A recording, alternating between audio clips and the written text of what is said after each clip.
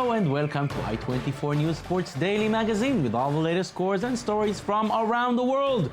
Roger Federer is back. Marquez does not win a MotoGP race for the first time this season, and England wins the Rugby World Championship.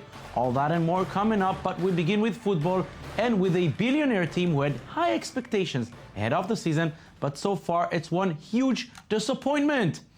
Monaco lost their debut at home last week to Lorient, and they were hoping to show it was just bad luck when they traveled to Bordeaux for the second match of the season. It started well. Just before halftime, Dimitar Berbatov put them on top, but everything changed after the break. New Bordeaux manager Willy Sagnol must have done something right. His team looked completely rejuvenated at the second half and just took control of the game. Diego Roland equalized soon after play resumed.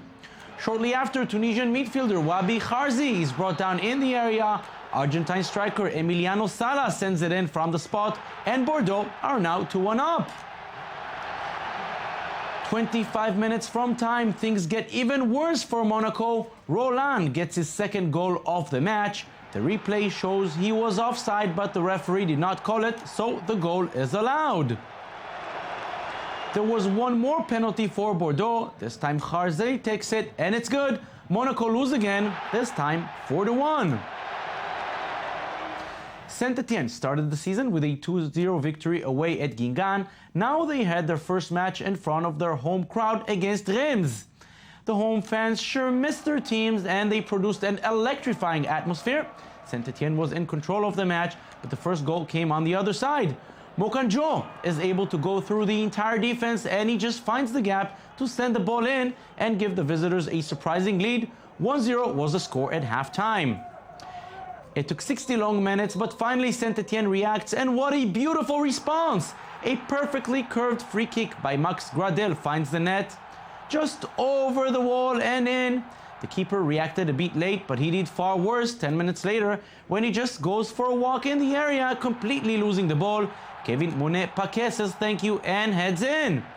Mevlut Erdinç scored both goals for Saint-Étienne last week. He added one more this time to seal the win. 3-1 was the final score.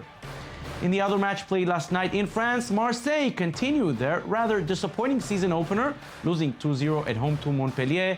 There were big expectations for a good season under new manager Marcelo Bielsa. So far, it's not really happening.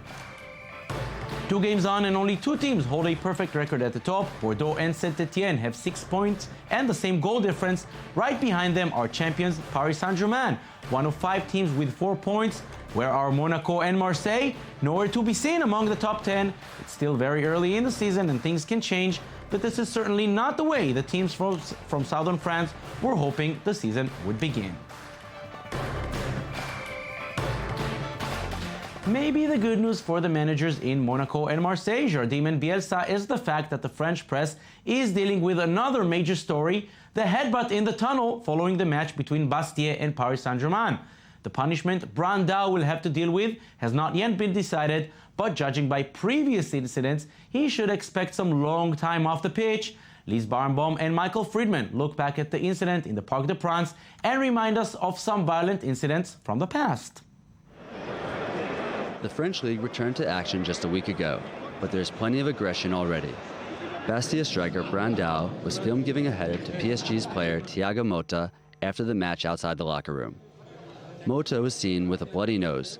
Following the attack, Nasser Al-Khalifi, the president of the Paris club, asked for a life suspension for the Brazilian striker, but the 2 teams eventually said they will allow the league to decide on disciplinary actions. Uruguayan footballer Luis Suarez is used to being in the spotlight. During the past World Cup in Brazil, Suarez bit Italian Chiellini during the match between Italy and Uruguay. His action has caused a global outcry and left the Uruguayan star suspended for several months and nicknamed a cannibal in the football world. The player Luis Suarez is banned from taking part in any football-related activity, administrative, sport, or any other, for a period of 4 months in accordance with Article 22 of the FIFA Disciplinary Code. After an apology from the player via Facebook, the Sports Tribunal Council has allowed Suarez to train and play in friendlies with his new club, Barcelona. I am so happy for the comeback to training, and for the sensation is the football player is very good now, and the training with the teammate is very good, and I am so happy today. The history of world football has shown similar examples. In 1982, German goalkeeper Toni Schumacher, who was nicknamed the Butcher of Sevilla, shocked the fans in the semi-finals of the World Cup. The keeper collided violently with French footballer Patrick Battiston, who then collapsed, leaving him unconscious on the field. This was a regrettable day, which Schumacher prefers to forget. For me, there's an important scene in this whole Battiston affair. When I apologized, he accepted my apology, and the matter was then set for him and for me. But German and French media always want to talk about this story. However, one of the most memorable football moments was the headbutt by Zinedine Zidane to the Italian player Marco Materazzi in the final of the 2006 World Cup. Zidane was sent off the pitch after receiving a red card for the foul, likely caused by insults against his mother. Voilà, Monsieur Zidane. Et mes amitiés à votre maman. Ma maman, quoi? An event that has been the subject of many parodies.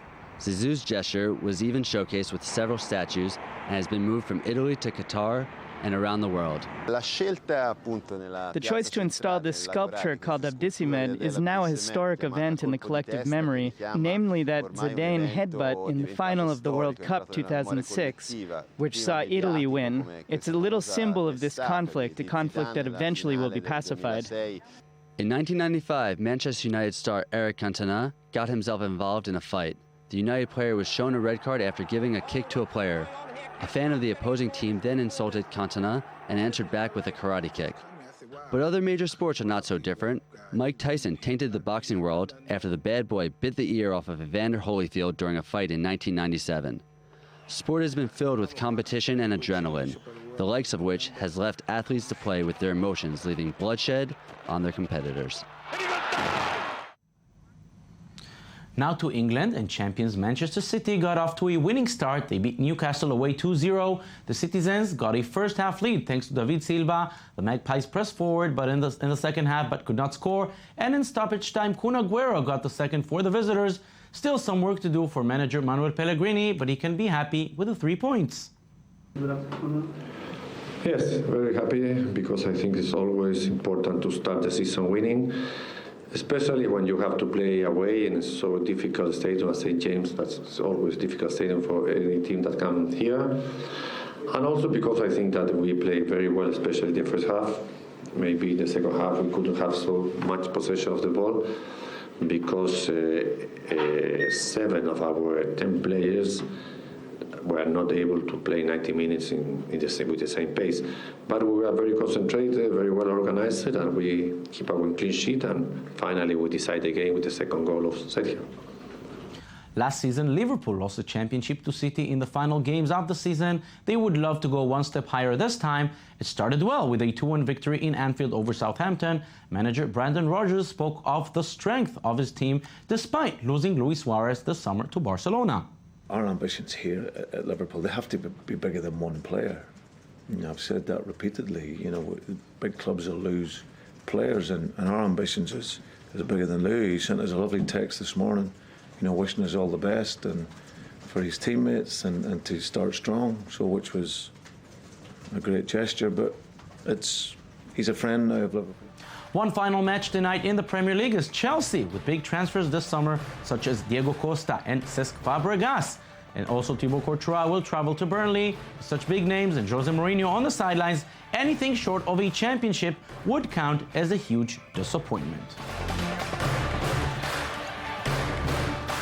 The season in Spain will begin this weekend. Barcelona will take on Elche, and tonight they will hold their final warm-up ahead of the season. The Blaugrana will face Mexican side León at the Camp Nou in the traditional Joan Gamper Cup, named after the founder of the club from Catalonia. It will be the first chance for the home crowd to watch Luis Suarez in action, as he is allowed to take part in friendly matches, but it will also be his last match for the coming 2 months, as he is suspended until the end of October due to the biting incident in the World Cup. Friendly or not, it will be very interesting to see the combination between Suarez and Messi. It will be even more interesting to see the lethal trio once the ban ends and Neymar returns from injury. Now to tennis, and to the player who may now be the strongest contender to win the US Open. You may have heard of this young guy called Roger Federer. Even at the age of 33, he is still one of the best in the circuit, as Michael Friedman reports. Roger Federer has spent 302 weeks of his career at the top of the ATP World Tour Masters. With 17 wins in Grand Slam tennis, 22 Masters, he is considered by many as the best tennis player of all time. At 33 years of age, many analysts said he would retire since he cannot compete with the younger guys.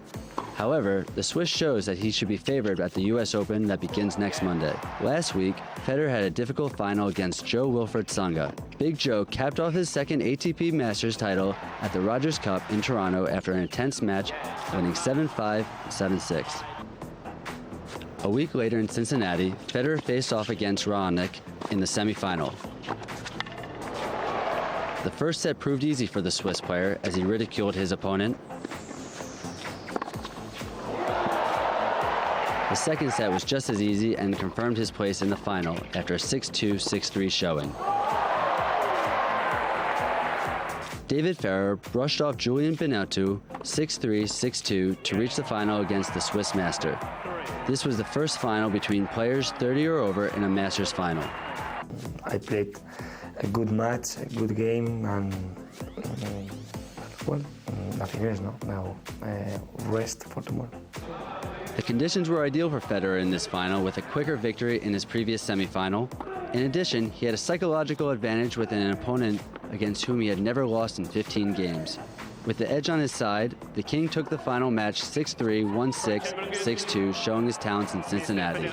Great week for me, great year so far. Couldn't be more excited. I love this tournament here in Cincinnati. I've played so well here over the years, and now I need some rest, and I'll get ready for New York soon. Federer played his 8th final of the year and will enter the US Open as a fierce competitor after winning more matches than any other player in 2014. And while Federer grabbed his 6th title in Cincinnati, Serena Williams was looking for her first one. The world number 1 faced Serbia's Ana Ivanovic in the final and was determined not to let this opportunity slip away. Both players came off grueling 3-set victories in the semifinal, but this match was not nearly as close or as entertaining as the semis. Ivanovic broke first to take a 3-1 lead in the first set, but then simply stopped playing. Serena took control of the match, winning 11 of the next 13 games, cruising to a surprisingly easy victory, 6-4, 6-1. Not an easy week. Played a couple former number ones and a couple of Grand Slam champions. So, yeah, it was very well to get through this difficult week. The Women's Rugby World Cup came to its climax, the big final. The local fans would have loved to see France here, but the host team lost in the semi-final to Canada. Now the Canadians took on England, but the English were not going to let this opportunity get away. After losing all 3 previous finals, all of them against Team New Zealand, motivation on the English side was at its highest possible. The Red Roses, as they're known, came out storming. A try and 2 penalties gave them an 11-3 halftime lead. Second half, and it's more of the same. Canada did come close, but at the end, the English win 21-9. First title for England since 1994. Usain Bolt is used to winning on the track. Well, he did it again, only the conditions were a bit different this time. The Jamaican superstar raced along 3 other competitors in a special track built on the beach in Rio de Janeiro. His time was nothing to write home about when it comes to his standards. 10.06 is almost half a second slower than his world record, but it was enough to win his first 100-meter race of the year. Following the race, Bolt promised the fans he will be back in Rio in 2 years for the Olympics and chose to speak about a team who had a far worse weekend than he did, his beloved Manchester United. We need a better defense. I think the problems are defense. We need to work on that. We don't have great defense yet, so I think in a few more games when we get a better defense and we work our defense out, it should be okay. It's a bad start to the season, but that's how it is sometimes. Now to MotoGP, and here's something new. Marquez did not win the race. After winning all 10 previous races, Marquez started in the pole position at the Czech Grand Prix, but he gradually lost pace and fell down to 6th. Eventually, he was able to go 2 spots higher and finish 4th, which means he did not set a new record of 11 straight victories. The honors this time went to another Spaniard. Dani Pedrosa was only 5th on the grid, but step by step, he left all the other riders behind, taking the lead with 17 laps to go. Jorge Lorenzo came in 2nd, and Valentino Rossi completed the podium. We will end our show today with images that are stunning every time again. We're speaking of the Red Bull Air Show. Round 5 of the 2014 season took place in the historic Ascot racecourse near London, England, and of course it was a very big deal for the English pilots. Paul Bonhomme produced a stellar performance to claim victory. Another local pilot, Nigel Lamb, came in second. The 1-2 finish was of course a very happy event for the enthusiastic fans. More than 30,000 fans of them packed the stands. Bonhomme's victory moved him to second in the overall standings, only 2 points behind the leader, Austria's Hans Ark. And that's it for us today. Don't forget, you can watch us anytime on our website at i24news.tv, also on Facebook and on Twitter. Thank you for watching and have a beautiful day.